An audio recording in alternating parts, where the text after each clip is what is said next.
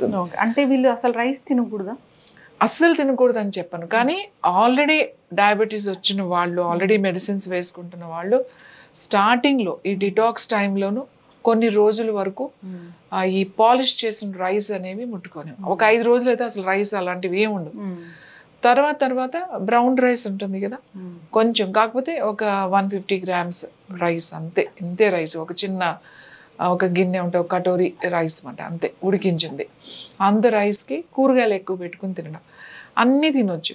ఇప్పుడు మనం రోటి పచ్చళ్ళు చేసుకుంటాం చక్కగా, బీరకాయ పచ్చడి, వంకాయ పచ్చడి, దొండకాయ పచ్చడి, అన్ని పచ్చళ్ళు అలా రోటి పచ్చళ్ళు. కాకపోతే వీళ్ళు నూనె ఎక్కువ వాడకూడదు. ఇంకొకటి, వీళ్ళకి కోకోనట్ ఆయిల్ చాలా మంచిది. కొబ్బరి నూనెతో వంట చేసుకోవడం, లేకపోతే కాస్త నెయ్యితో వంట చేసుకోవడం, లేకపోతే గానుగ నూనె కూడా. ఎంతైనా ఇప్పుడు కోల్డ్ ప్రెస్డ్ గానుగ నూనెలు అని చెప్పేసి వాడేస్తున్నాం, మా హెల్త్ బాగుంటుందని అనుకుంటున్నారు. ఎంత గానుగ నూనెలు కూడా ఎక్కువ వాడితే అది ప్రమాదమే. కాబట్టి ఎక్కువ తర్వాత వాడకుండా కుసుమ నూనె కూడా చాలా మంచిది డయాబెటీస్ ఉన్న వాళ్ళకి. అంటే మార్చుకుంటూ ఉండాలన్నమాట డయాబెటీస్ ఉన్నవాళ్ళు.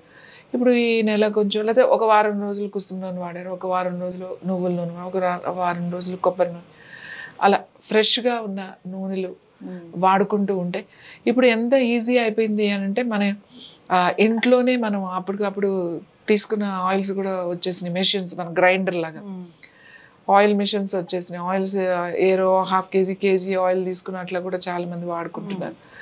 అలా వాడుకున్నా ఎలా వాడుకున్నా చాలా తక్కువ మోతాదులో తీసుకోవాలి.